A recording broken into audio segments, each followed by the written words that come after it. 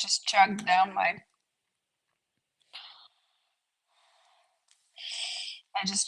greens powder and my essentials, and they don't want to stay down. This is probably the position I'm sitting in.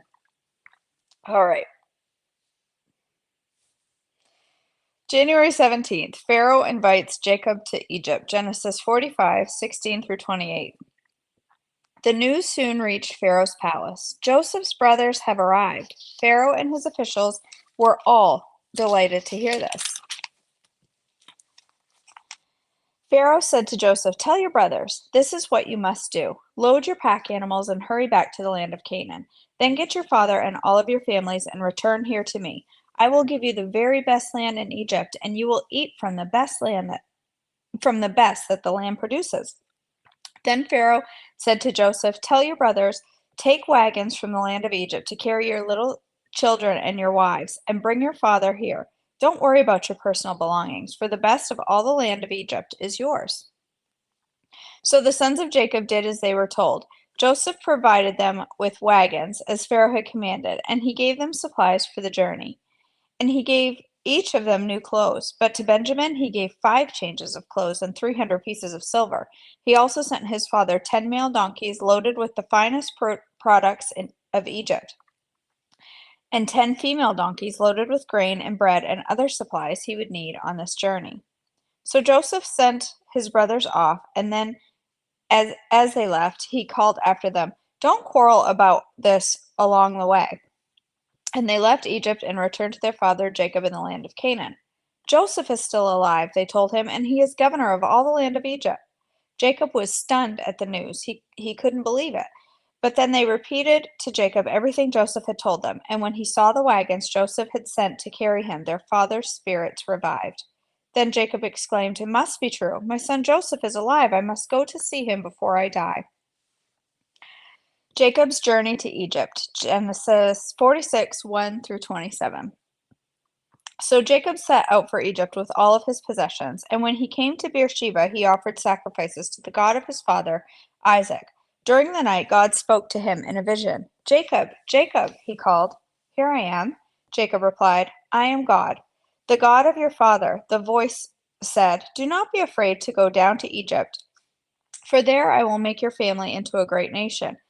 I will go with you down to Egypt, and I will bring you back again. You will die in Egypt, but Joseph will be with you to close your eyes." So Jacob left Beersheba, and his sons took him to Egypt. They carried him and their little ones and their wives in the wagons Pharaoh had provided for them. They also took their livestock and all the personal belongings they had acquired in the land of Canaan. So Jacob and his entire family went to Egypt, sons and grandsons, daughters and granddaughters, all of his descendants. These are the names of the descendants of Israel, the sons of Jacob who went to Egypt. Reuben was Jacob's oldest son. The sons of Reuben were Hanok, Palu, Hezron, and Carmi. The sons of Simeon were Jemuel, Jamin, Ohad, Jachin, Zohar, and Shaul. Shaul's mother was a Canaanite woman. The sons of Levi were Gershon and Kohath and Merari. The sons of Judah were Onan, Shelah, Perez, and Zerah. Though Ur and Onan had died in the land of Canaan. The sons of Perez were Hezron and Hamul. The sons of Issachar were Tola, Pua, Jeshub, and Shimron. The sons of Zebulun were Sered, Elon, and Jaleel. These were the sons of Leah and Jacob who were born in Paddan Aram, in addition to their daughter Dinah. The number of Jacob's descendants, male and female, through Leah was 33. She had 33 babies. The sons of Gad were Zephan, Haggai, Shuni, Ezbon, Eri, Arodi, and Areli. The sons of Asher were Imnah, Ishva, Ishvi, and Beriah. Their sister was Sarah. Beriah's sons were Heber and Malchiel. These were the sons of Zilpah, the servant given to Leah by her father Laban. The number of Jacob's descendants through Zilpah was 16. The sons of Jacob's wife, Rachel, were Joseph and Benjamin. The sons of Joseph's sons, born in the land of Egypt, were Manasseh and Ephraim. Their mother was Asenath, daughter of Potipharah, priest of On. Benjamin's sons were Bela, Becher, Ashbel, Gera, Naaman, Ehi, Rosh, Muppin, Huppim, and Ard. Every time I read that, I think it sounds like a poem. Muppum, Huppum, and Ard. These were the sons of Rachel and Jacob. The number of Jacob's descendants through Rachel was 14. The son of Dan was Husham. The sons of Naphtali were Jeziel, Guni, Jezer, and Shillem. The sons of Bilhah, the servant given to Rachel by her father, Laban. The number of Jacob's descendants through Bilhah was 7. The total number of Jacob's direct descendants who went with him to Egypt, not counting his sons' wives, was 66. In addition, Joseph had 2 sons who were born in Egypt. So altogether, there were 70 members of Jacob's family in the land of Egypt. Okay, Shirley. Okay. So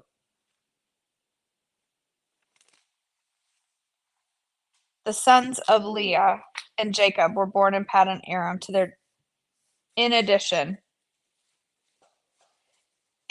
to their daughter Dinah. The number of Jacob's descendants through Leah was 33. So it could have been grandchildren too? Okay. All right. Jacob's family arrives in Goshen, Genesis 46, 28 through 34. As they neared their destination, Jacob sent Judah ahead to meet Joseph and get directions to the region of Goshen. And when they finally arrived there, Joseph prepared his chariot and traveled to Goshen to meet his father Jacob. When Joseph arrived, he embraced his father and wept, holding him for a long time. Finally, Jacob said to Joseph, "Now I am ready to die, since I have seen your face again and know you are still alive." And Joseph said to his brothers and to his families, or to his father's entire family, "I will go to Pharaoh and tell him, 'My brothers and my father's entire family have come to me from the land of Canaan. These men are shepherds, and they raise livestock. They have brought with them their flocks and herds and everything they own.'" Then he said, "When Pharaoh calls for you and asks about your occupation, you must tell him, 'We, your servants, have raised livestock all of our lives, as our ancestors have always done.' When you tell him this, he will let you live here in the region of Goshen, and for the Egyptians despise shepherds." Jacob blesses Pharaoh, Genesis 47, 1 through 12. Then Joseph went to see Pharaoh and told him, "My father and my brothers have arrived from the land of Canaan. They have come with all of their flocks and herds and possessions, and they are now in the region of Goshen." Joseph took 5 of his brothers with him and presented them to Pharaoh. And Pharaoh asked the brothers, "What is your occupation?" They replied, "We, your servants, are shepherds, just like our ancestors. We have come to live here in Egypt for a while, for there is no pasture for our flocks in Canaan. The famine is very severe there. So please, we request permission to live in the region of Goshen." Then Pharaoh said to Joseph, "Now that your father and brothers have joined you here, choose any place in the entire land of Egypt for them to live. Give them the best land of Egypt. Let them live in the region of Goshen, and if any of them have any special skills, put them in charge of my livestock too." Then Joseph brought in his father Jacob and presented him to Pharaoh, and Jacob blessed Pharaoh. "How old are you?" Pharaoh asked him. Jacob replied, "I have traveled this earth for 130 hard years, but my life has been short compared to the lives of my ancestors." Then Jacob blessed Pharaoh again. Excuse me, before leaving his court. So Joseph assigned the best land of Egypt, the region of Ramses, to his father and his brothers, and he settled them there, just as Pharaoh had commanded. And Joseph provided food for his father and his brothers in amounts appropriate to the amount of their dependents, including the smallest children. Joseph's leadership in the famine, Genesis 47, 13 through 27. Meanwhile, the famine became so severe that all the food was used up and people were starving throughout throughout the lands of Egypt and Canaan. By selling grain to the people, Joseph eventually collected all the money in Egypt and Canaan, and he put the money in Pharaoh's treasury. When the people of Egypt and Canaan ran out of money, all the Egyptians came to Joseph. "Our money is gone," they cried, "but please give us food or we will die before your very eyes." Joseph replied, "Since your money is gone, bring me your livestock. I will give you food in exchange for your livestock." So they brought their livestock to Joseph in exchange for food. In exchange for their horses, flocks of sheep and goats, herds of cattle and donkeys, Joseph provided them food for another year. But that year ended and the next year came, again and said, "We cannot hide the truth from you, my lord. Our money is gone, and all of our livestock and cattle are yours. We have nothing left to give but our bodies and our land. Why should we die before your very eyes? Buy us and our land in exchange for food. We offer our land and ourselves as slaves for Pharaoh. Just give us grain so we may live and die, and so the land does not become empty and desolate." So Joseph bought all the land of Egypt for Pharaoh. All the Egyptians sold him their fields because the famine was so severe, and soon all the land belonged to Pharaoh. As for the people, he made them all slaves, from one end of Egypt to the other. The only land he did not buy was the land belonging to the priests. They received an allotment of food directly from Pharaoh, so they didn't need to sell their land. Then Joseph said to the people, "Look, today I have bought you and your land for Pharaoh. I will provide you with seed so you can plant the fields. Then, when you harvest it, 1/5 of your crop will belong to Pharaoh. You may keep the remaining 4/5 as seed for your fields and as food for you, your household, and your little ones." "You have saved our lives," they exclaimed. "May it please you, my lord, to let us be Pharaoh's servants." Joseph then My word. Joseph then issued a decree still in effect in the land of Egypt, and Pharaoh should receive 1/5 of all the crops grown on his land. Only the land belonging to the priests was not given to Pharaoh. Meanwhile, the people of Israel settled in the region of Goshen in Egypt. There they acquired property, and they were fruitful, and their population grew rapidly. It must be the position I'm sitting in, having my legs elevated or something, making me yawn like that. I slept all night. I don't know why I can't stop yawning. It's got to be the position. What on earth?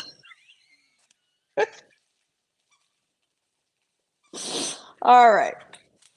We are on page 31 of Believe Jesus Loves You. Time, oh time. And she has a note here that says Earth time is unlike Jesus time. Time. Time, oh time, can change so many things. Time, don't let me see what you have in store for me. It can be your worst enemy or a path that leads to eternity. Time can heal a broken heart where death has left a hurting part. Time, oh time, can change so many things. Time, don't let me see what you have in store for me. Love is the only thing that will last, no matter how far you search the past.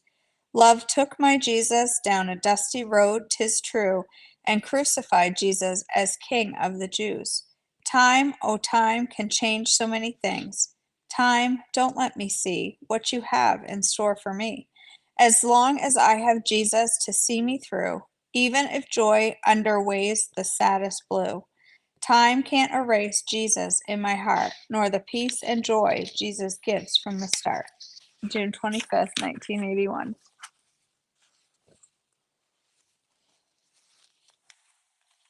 All right. Let me grab this and scroll through the chat.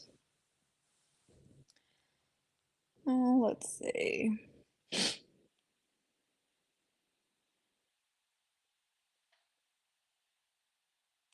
Y'all ain't gonna make it through January, are ya?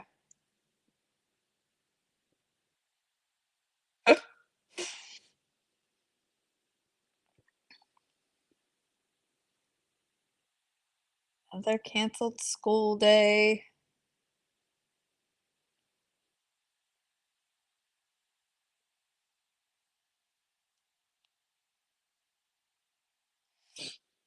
You know the way I like to look at it? Today's January 17th. You are as far away from January 16th, repeating the cold of January 16th as you can get.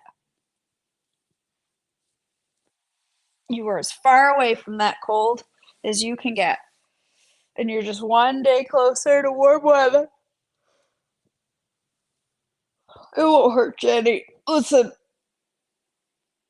cold's good for your circulation once in a while. It's good for your blood flow. You'll be all right. You won't die. Put a sweater on. Put some mittens on. You'll be all right. You'll be all right. It's 14 here today. Oh, I got a stiff neck.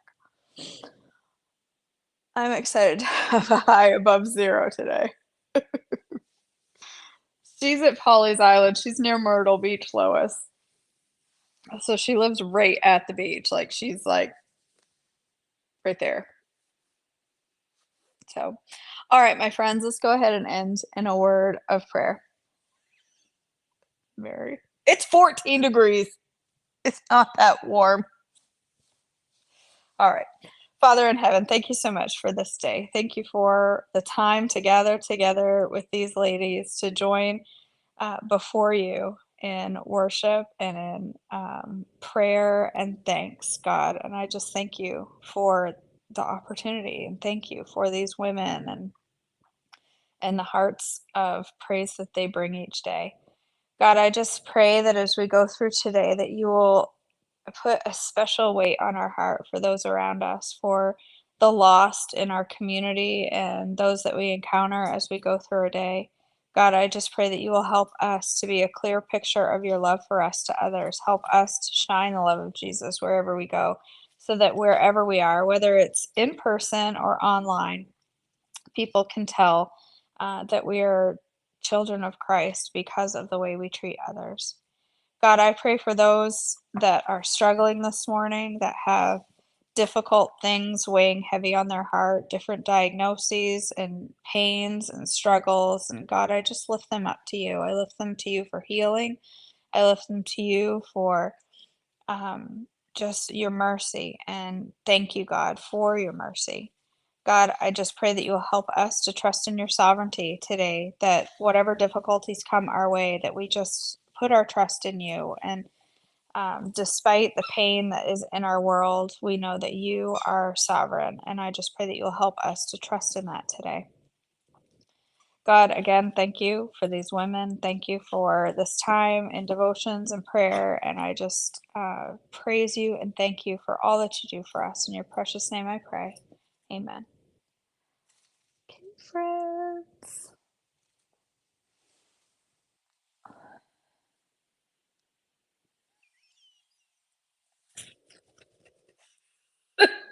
Peggy, I just never know what day it is.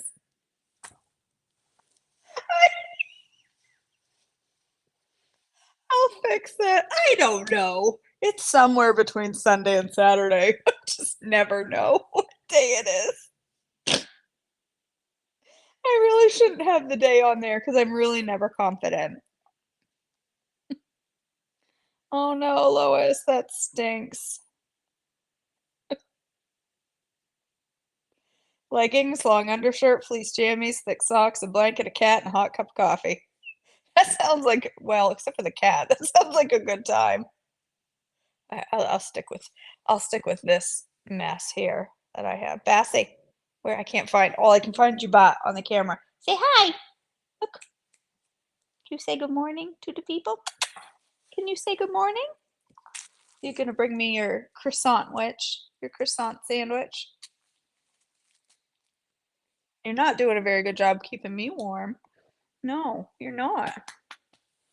All right, my friends. Thank you for joining me. I'm gonna go live for breakfast. I think I'll make another latte today to go with my oats that we made yesterday, and I'll try them and let you know how they are.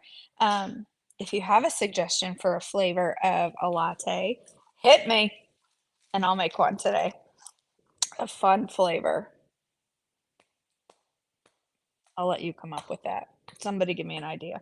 All right, guys, I love you so much, and I'll see you back for more devotions tomorrow. Have an awesome whatever day it is.